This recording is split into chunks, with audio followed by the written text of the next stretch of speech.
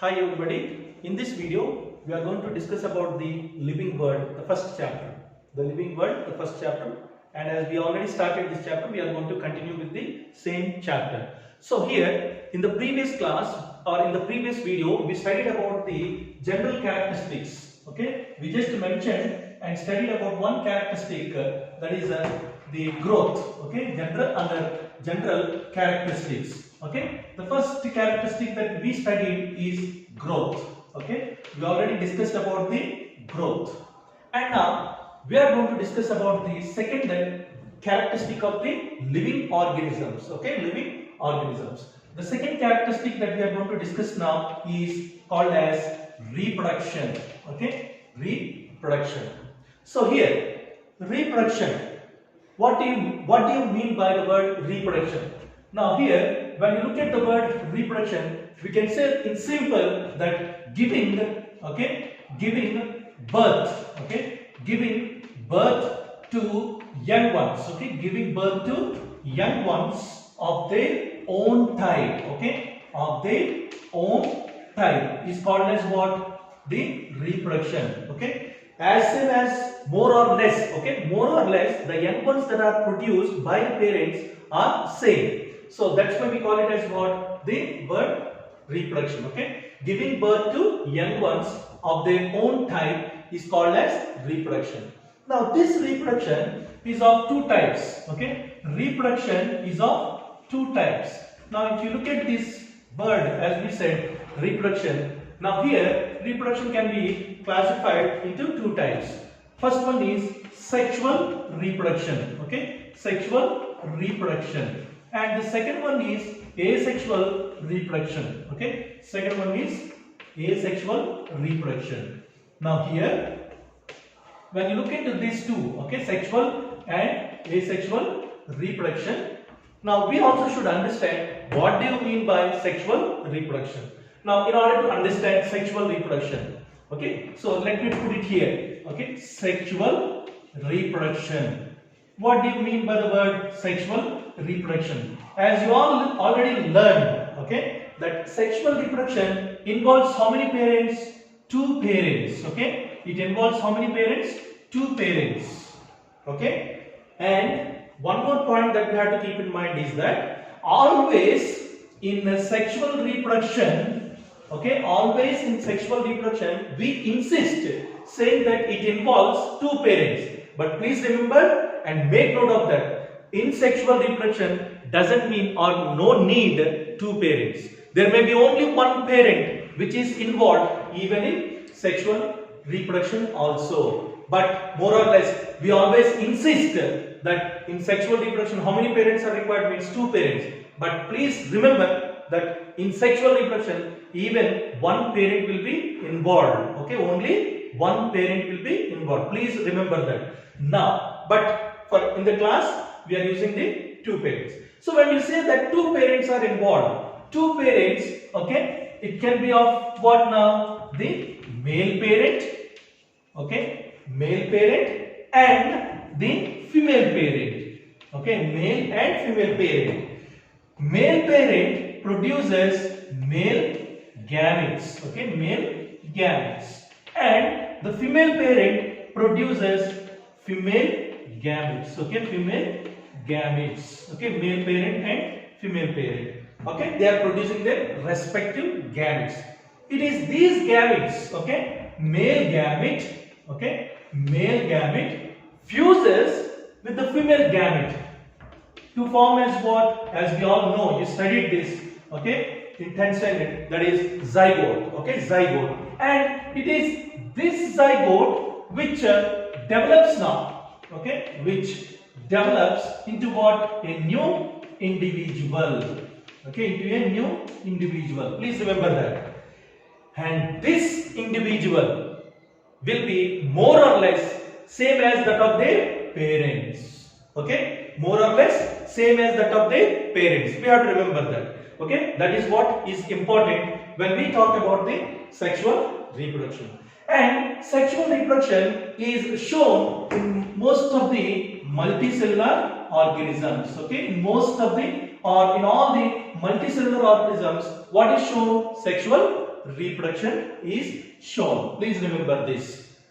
So what we said, sexual reproduction, okay, sexual reproduction is seen, okay, sexual reproduction is seen in multicellular organisms, okay, multicellular organisms, okay, please remember this, multicellular organisms will be showing what? Sexual reproduction, okay, will be showing sexual reproduction.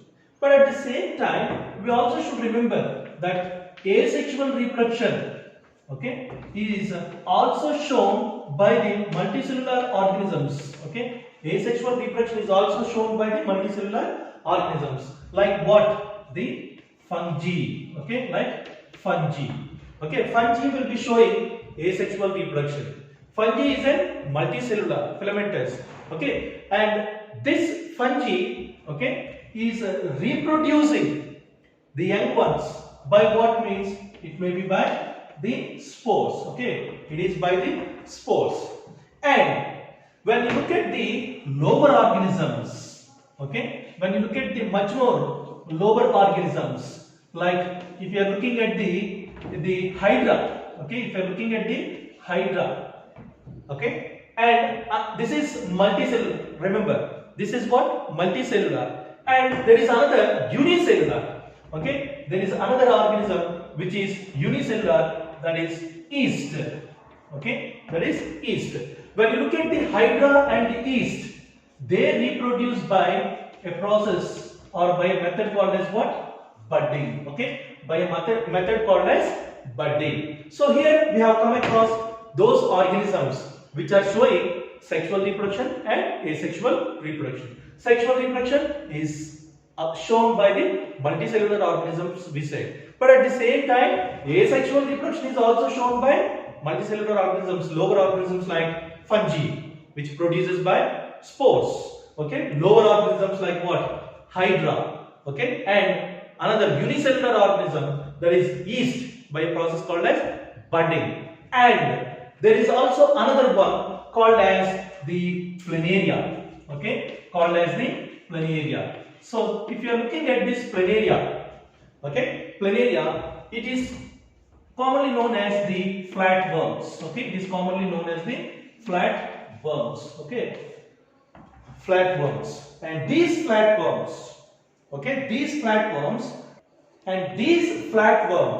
okay, reproduce by fragmentation, that we also call it as true regeneration. Please remember. So I am just showing you here the planaria, okay, if you are looking at the planaria, okay, they reproduce by what we call it as true regeneration, okay, true regeneration. It means that if you are taking, okay, if you are taking one of the planaria, and if you are cutting it into 3 fragments, okay, if you are cutting it into 3 fragments, the small fragment here, okay, the small fragment that you have cut, the first one and the second one and the third one, all these three have the ability to regenerate the lost part, that's what we have to remember. So now each part that is cut into 3 parts now can regenerate the lost part, and now this is a new organism. In the same way, here this is also a new organism now, and here also is the new organism. So here there are 3 organisms that are formed by a process called as what? Regeneration, okay, by a process called as regeneration. So in this way they show different types of organisms, show the mode of reproduction, and let us remember that there are some multicellular organisms, okay, there are some multicellular organisms now, such as what? The fungi, okay, fungi, let us say fungi. Then second one is filamentous algae, okay, filamentous algae, okay, filamentous algae, and protonema of mosses, okay, protonema of mosses, okay, of mosses. Okay, all these three again, okay, all these three again, which are multicellular, they regenerate or they multiply. Let us say they multiply by a process called as fragmentation. Okay, by a process called as fragmentation. Please remember this. It is very important again. Okay, fragmentation. Remember the examples for fragmentation. Okay, so there are some organisms. Fragmentation means what? They are broken into small pieces. Okay, they are broken into small pieces. Like suppose if this is okay an organism, okay, filamentous algae, it breaks and each piece can regenerate, okay, and form into a new one. And this piece can also form into a new one. This one can also form into a new organism, and another small piece can also form into a new organism. That's what is the meaning here. This is the original one. But when it is broken into small fragments, each fragment can regenerate or grow into a new organism. So we have to remember multicellular organisms, okay, such as what? Fungi, filamentous algae, and protonema of mosses regenerate or reproduce by a process called as what? Fragmentation. Okay, by a process called as fragmentation. So here, as we are all saying that reproduction is also shown by the unicellular organisms. So what are those unicellular organisms? Like if you are taking bacteria, okay, if you are taking bacteria or the algae, okay, unicellular algae, or otherwise amoeba, okay, amoeba. You have to be very careful what the sentence that I am using now, okay, the sentence that I am using you should keep in mind. Please remember that. Okay, here we are talking about what? Reproduction, and all these are what? Okay, all these are the unicellular organisms. Okay, unicellular organisms. Please remember this. Okay, these are all unicellular organisms. Okay, unicellular organisms. So let us keep this in mind. Okay, please remember unicellular organisms.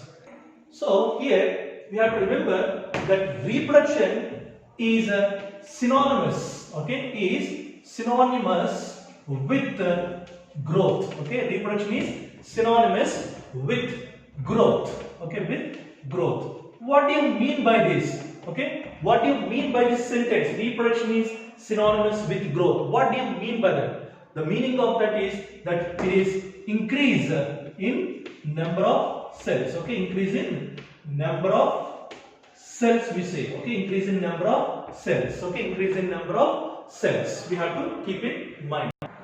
That's why we already said in the very beginning. We already said that increase in number of cells means. We already said in the very beginning that when we defined about the growth. What did we define about the growth? Growth is increase in. Okay, I am writing in short. Increase in number of cells or plus. Okay, increase in number of cells or increase in number of mass. Okay, number of mass. So this is what we said. Okay, what do you mean by growth? What do you mean by growth? Increase in number of cells and even increase in number of cells. Okay, increase in number of mass. Increase in number of mass is called as growth. That's what we defined about what? The growth. So keeping that definition in mind, now we can say that reproduction is synonymous with what? Growth. Here, through reproduction in all these organisms, what are we observing? That there is increase in number of cells. So here, if you are seeing this sentence, okay, if you are seeing this sentence, increase in number of cells. Increase in number of cells here, it is pertinent to what? Growth. That's why we are saying here, reproduction is synonymous with growth. Means, now I'll take the example of amoeba. If I take the example of amoeba, and here, how can we say that it is growing? How can we say that it is reproducing? Here, if I am taking amoeba, and if it is being divided, it forms into how many now? 2 cells. Okay, it forms into 2 cells. It is what happened here? There is increase in number of cells. Increase in number of cells. And like that, again they divide. Again they form much more in number. Okay, more in number. What happened here? They increased in number of cells, and that also talks about what? Increase in number of mass. So here growth means what? Increase in number of cells and increase in number of mass. Same thing we are pertaining it to the, or we are relating it with the reproduction. That's why we are calling it as reproduction is synonymous with growth. That is increase in number of cells. Here please remember, amoeba is reproducing. Amoeba is reproducing. Okay, by what process we are saying? By reproduction. Okay, it is reproducing by dividing, or otherwise we can say by cell division. Okay, reproducing by what? Cell division, which is a method of reproduction in the unicellular organisms. That's what we have to keep in mind. So in single cell organisms, okay, so in single cell organisms, so in single cell organisms, we have to remember that it is not clear. Okay, in single cell organisms, it is not clear to use the words growth and reproduction. Okay, it is not clear about the two words. Okay, growth and reproduction. Please remember this. Okay, please remember this. This is very important. Okay, very important. In single celled organisms, the words growth and reproduction are not clear. Okay, they are not clear. Please remember this. Okay, it's very important. So now we understood what is reproduction, types of reproduction, sexual and asexual, and what are the organisms that are exhibiting sexual and asexual reproduction. Now our main aim is what? To identify whether the reproduction process is a well-defining characteristic of the living organisms or not. So here, now just I am putting a question for you. Do you think that reproduction is a well-defining characteristic of all the living organisms? Do all the living organisms reproduce? Or shall we say, now let me be very clear, can we say that only when an organism is reproducing, can we call that organism as a living thing? No, because there are some exceptions. There are some living organisms which cannot reproduce. Okay, organisms which cannot reproduce, but still they are living things. So we cannot say that reproduction is a well-defining characteristic, because there are some living organisms which cannot produce the young ones. Remember this, again I am repeating. Reproduction is not a well-defining characteristic of the living organisms. Why? Because there are some living organisms which cannot reproduce the young ones. Did you came across any time? Yes, there are some organisms. Let us mention those organisms. Okay, organisms. Okay, which cannot. Okay, which cannot reproduce. Okay, which cannot reproduce. Let us make it very clear. Cannot reproduce. Okay, we are talking about what? Organisms which cannot reproduce. The best examples are, let us come across, you might have come across, the best example is the mule. Okay, the best example is the mule. And this, if you are looking at the mule, it is an organism that is formed between, when they are crossing between the male donkey. Okay, male donkey is crossed with a female horse. Male donkey is crossed with female horse. Okay, when a male donkey is crossed with female horse, they will be producing, the female, it reproduce the young one, which is called as the mule, which is producing the mule.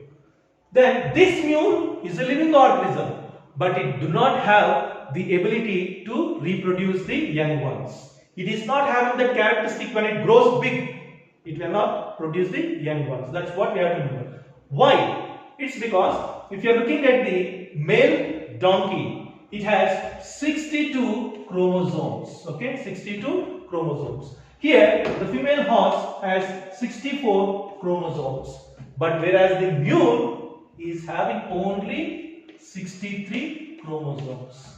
And this mule is a living organism, but it cannot reproduce the young ones.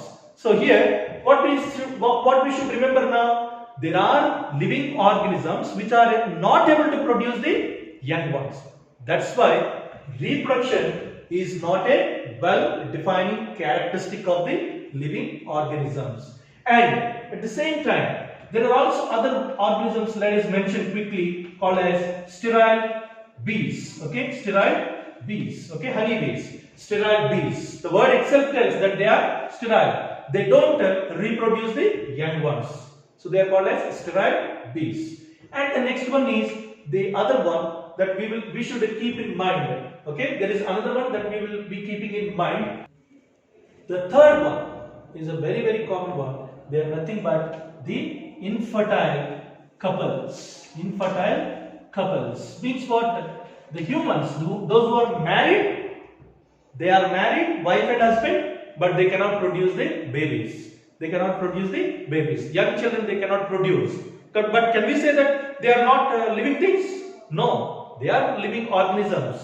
But the only thing is that they are incapable to produce the young ones. So that's why here, okay, in infertile couples or infertile human couples, let me say it as infertile human couples. Okay, infertile human couples. It will be much more clear for everybody. Okay, infertile human couples. So that's why we have to keep in mind that reproduction is not a well-defining characteristic. Okay, it's not a well-defining characteristic of living organisms. Okay, characteristic of living organisms. Please remember this. Okay, of living